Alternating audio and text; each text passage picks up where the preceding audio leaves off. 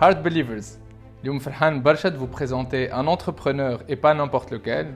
Je parle ici de Tanguy Bakan, fondateur d'AfroStream, une plateforme de streaming de films et séries africaines comme Netflix.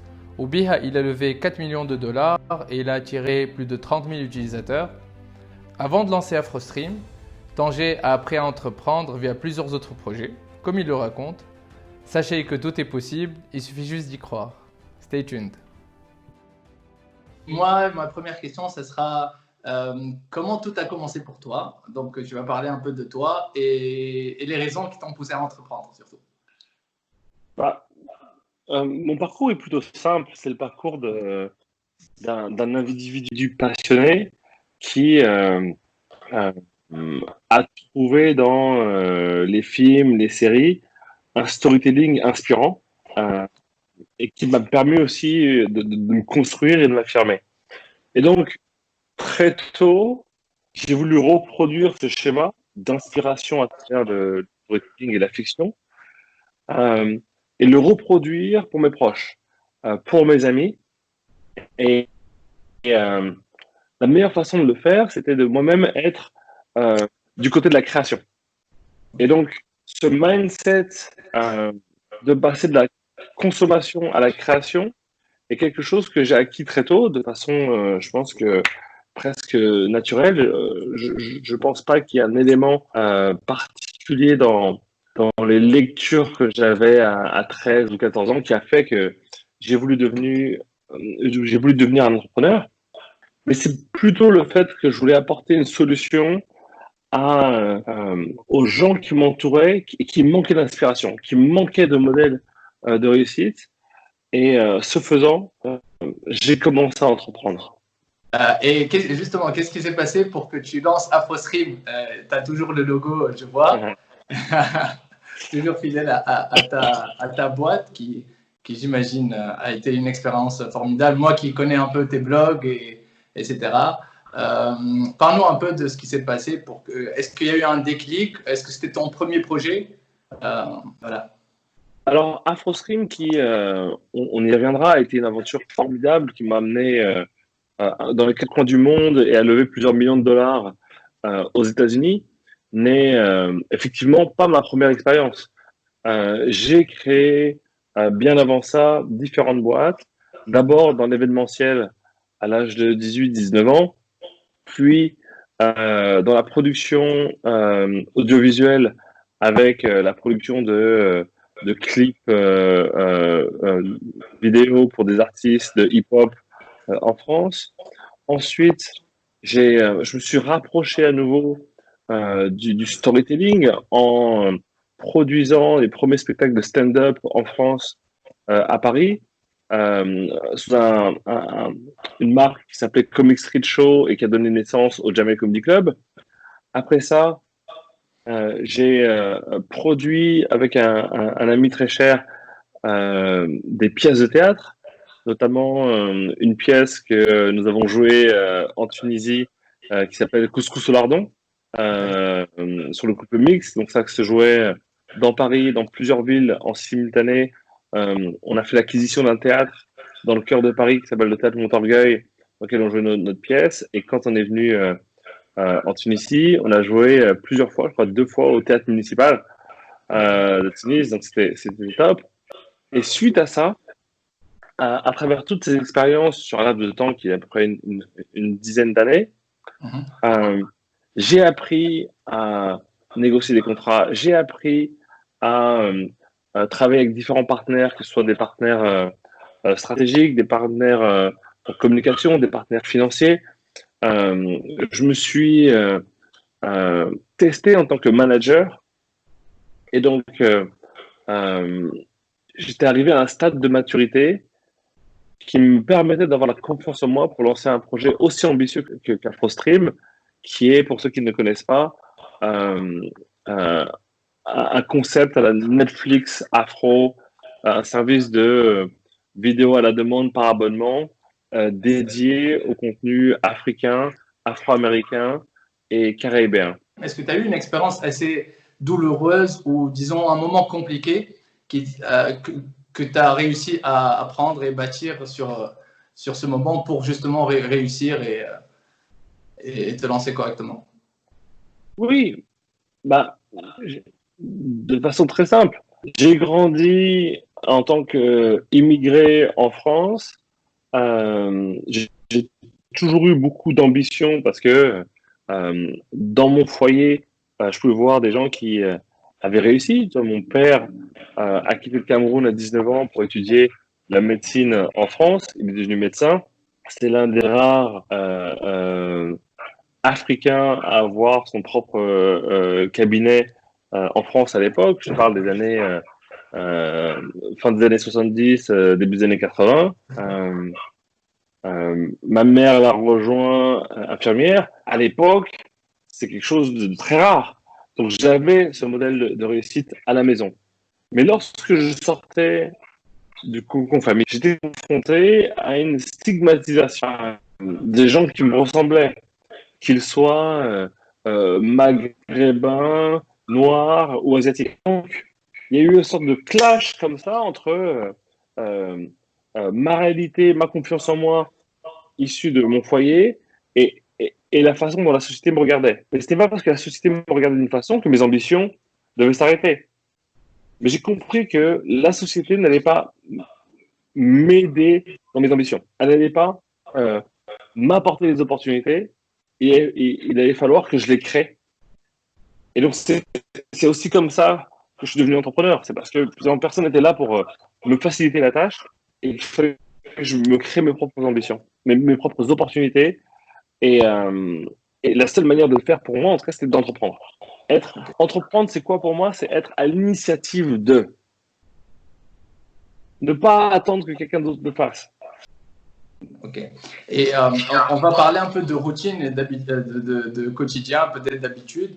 Est-ce que, en tant qu'entrepreneur, on a cette indépendance qui peut nuire ou devenir quelque chose d'exceptionnel? Ça dépend de comment l'utiliser. Justement, est-ce que tu as des routines qui font que tu es un entrepreneur qui reste motivé ou performant? Est-ce que tu crois aux routines, si tu en as, et comment les as-tu choisies? Alors, encore une fois, ma motivation, elle vient de mon moteur. Ok. Et ce moteur est lié à des choses que j'essaie de résoudre grâce à l'entrepreneuriat. Okay. C'est les choses que je me prouvais à moi-même, les choses qui me... le fait de finalement finaliser un projet me remplit de joie. Donc, ce sont mes moteurs. J'ai une vision, je vais aller jusqu'au bout de la vision. Euh, quand un produit est lancé, qu'il marche ou qu'il ne marche pas, déjà qu'il existe et que j'ai pu aller au fond du processus, euh, c'est une satisfaction. Ensuite, voir de l'attraction, des premiers achats, c'est aussi quelque chose qui est très excitant pour moi. Et ensuite, quand c'est profitable, c'est encore mieux. Mais c'est tous ces éléments-là qui viennent répondre à peut-être des choses chez moi où j'ai envie de prouver que je suis intelligent, envie de prouver que j'arrive à travailler en équipe, envie de prouver que, tu vois, envie de satisfaire les clients. Ça, c'est ma motivation. D'accord. Elle n'est pas liée à une routine particulière, elle est liée à mon moteur. Ensuite, effectivement, j'ai des routines. La routine numéro 1, c'est de continuer de façon constante à m'éduquer, à m'informer. Et donc, il y a si peu d'heures dans une journée qu'il faut faire des choix. Moi, j'ai fait le choix du podcast. J'écoute énormément de podcasts américains sur plein de sujets, pas que sur la tech. Il y a des sujets qui sont plus sociétaux, d'autres très politiques. Certains sont sur tout ce qui est health, wellness, parce que ce sont des sujets qui sont aussi importants pour moi. Donc voilà, déjà une grosse ouverture sur l'extérieur et l'envie d'apprendre, l'envie d'absorber et d'apprendre. Ce qu'on entend de plus en plus dans les podcasts qu'on écoute ou dans la télé en général, c'est ce fait qu'il y a des entrepreneurs qui travaillent 100 heures par semaine, est-ce que tu y crois?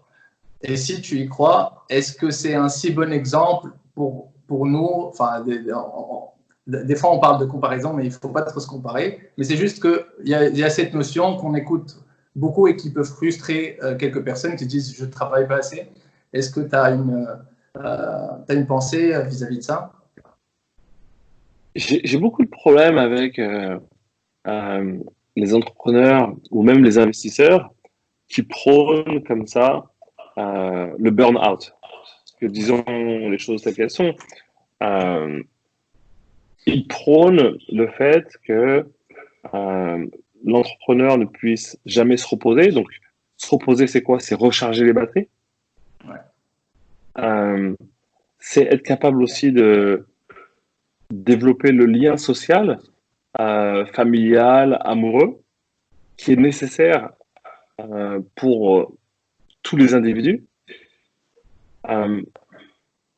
Et donc, il y a quand même, là je le vois de plus en plus sur les réseaux sociaux, un sorte de statut de l'entrepreneur ou de l'entrepreneuse qui est à fond tout le temps, qui n'a jamais le temps, qui travaille même le dimanche. Ouais. Et si c'est leur réalité, soit, mais je trouve ça très malheureux et je trouve ça toxique quand, en fait, ça influence d'autres entrepreneurs qui essayent d'avoir un équilibre entre leur travail et leur vie sociale et qui se sentent culpabilisés par, comme ça, une sorte de reproche, en fait. Comment ça, tu travailles pas le dimanche? Tout ça est très toxique. Alors, chacun doit trouver son équilibre. Moi, je ne suis pas là pour donner les bons points et les mauvais points. Tu as tout juste, à mon avis. Et justement, une question par rapport à ça, pour un peu orienter, pas juste dire, voilà, il ne faut pas travailler autant, etc. Comment juges-tu tes performances ou la performance des entrepreneurs? Est-ce que tu as... parce qu'il faut gérer son temps. Et est-ce que, voilà, comment arriver à se dire, voilà, j'ai assez travaillé, comment tu te fixes tout ça? Alors, moi, j'essaie toujours, dans la mesure du possible, quand je lance un nouveau projet, donc ça peut être une nouvelle boîte ou un nouveau projet au sein de la boîte, c'est de le faire en 40 jours. D'accord. Et 40 jours, ça ne permet pas de lancer le produit parfait, mais ça permet de mettre quelque chose sur le marché qui permet de tester un peu de traction. Donc, à titre personnel, c'est comme ça que moi, je juge si j'avance vite ou pas assez. Et encore une fois, comme l'histoire des senteurs, c'est pas quelque chose que je pose comme un modèle à suivre pour les uns et les autres. C'est vraiment ce qui me concerne. Et pourquoi ces 40 jours? C'est parce que ça me force à définir si cette idée a du potentiel ou non et passer à autre chose. Et pas justement traîner une idée pendant des milliers et des cents. Et sur ma productivité quotidienne, c'est simple. Si tu travailles 3 heures par jour où tu es vraiment focus, tu peux abattre énormément de travail. Tu vois. Mes journées, moi, sont un peu surmenées et je déplore. Tu vois. Mais c'est parce que je travaille sur plusieurs projets avec plusieurs intervenants qui sont dans des time zones différentes. Donc, quelquefois, c'est épuisant. Ça l'est souvent. Et quand j'atteins mes limites, je n'hésite pas à être très honnête avec mes partenaires et leur dire, voilà, là, aujourd'hui, je suis fatigué, décalons cette réunion à demain. Et c'est pour ça que il faut, s'écouter, c'est-à-dire que il faut pas être dans la copie d'un modèle existant. C'est bien de faire ses recherches, mais il faut comprendre son contexte, qui l'on est, les choses qu'on est capable de supporter et même de porter. Tu vois. Et l'autre chose, c'est important d'être accompagné. Si je n'avais pas eu de mentor, j'aurais fait plein d'erreurs. Alors, j'ai fait des erreurs, mais j'en ai fait encore plus j'avais pas eu de mentor. Et c'est bien d'avoir un mentor qui puisse t'accompagner sur à la fois la partie business, mais aussi sur une partie de développement personnel. Exactement. Parce que quand vous êtes le capitaine de votre projet, bien sûr, votre projet doit être bon, mais si vous-même, il y a des problèmes internes à votre personnalité, à votre perception du monde que vous n'avez pas résolu, ou vous n'avez jamais questionné, à un moment donné, vous allez rencontrer des difficultés qui seront peut-être insurmontables parce que vous n'aurez pas fait le travail nécessaire sur vous-même avant de vous lancer. Alors, c'est un très bon point. Et justement, comment savoir c'est quoi ces points à améliorer? Parce que des fois, c'est juste que des pensées. Il ne faut pas croire toutes ces pensées, se dire, voilà, si je pense ça, c'est que j'ai un problème. Des fois, c'est juste light. Et justement, est-ce qu'il y a peut-être des pensées négatives qui reprennent et qui sont toujours là? Elles, on devrait voilà, vraiment les ouvrir et essayer de les fixer? Ou quelle est ton approche par rapport à ça? Et comme c'est une bonne question, je veux vraiment prendre le temps d'y répondre avec des mots posés, mais il y a des entrepreneurs qui quelquefois se comportent comme des tyrans avec leurs cofondateurs et leurs premiers employés. Il y a des entrepreneuses très talentueuses qui expriment toujours un manque de confiance en elles alors qu'elles ont tout pour réussir. Et quelquefois, c'est lié à l'environnement dans lequel ils ont été éduqués. Pour une femme entrepreneur à qui, quand elle a grandi, on lui a toujours fait comprendre qu'elle était moins importante que ses frères, qu'elle elle ne devait pas faire de vagues, être toujours dans la conformité. Quand cette femme entrepreneur veut être dans la disruption et la création, c'est très difficile pour elle d'avoir confiance en elle. Parce qu'on lui a toujours dit que son rôle, c'était de ne pas faire de vagues et d'observer le succès des hommes. Cette question de manque de confiance en soi qui peut créer beaucoup d'anxiété, il faut la toucher. Il faut en parler. Et quelquefois, pour certaines femmes entrepreneurs, c'est dur d'arriver au point où on se dit, oui, même si j'aime mes parents, la façon dont ils m'ont éduqué, le contexte dans lequel ils m'ont éduqué, est toxique par rapport à qui je suis et ce que je dois accomplir. Même chose pour l'entrepreneur qui finalement se comporte comme un tyran vis-à-vis de son équipe, ses cofondateurs. Quelquefois, c'est le seul modèle qu'il a vu. Quelquefois, il a grandi dans un foyer où la figure paternelle agit, je suis désolé de dire, comme un tyran qu'on aime, mais comme un tyran quand même, et finalement a intégré de façon inconsciente que diriger, c'est ça. Être un homme puissant, c'est ça. C'est tyranniser, c'est aller dans la confrontation, et ça crée beaucoup de problèmes dans le management, ça crée des problèmes dans la relation à des partenaires, et quelquefois, l'entrepreneur ne se rend compte que quand il y a un clash, et l'idée c'est de se dire, on peut tout à fait voir les symptômes, mais avec une conversation comme celle-ci, lorsque je suis en session de mentoring avec l'entrepreneur, on va à la source, on discute, mais pourquoi en fait? Pourquoi? D'où ça vient? Et comment on déconstruit ça?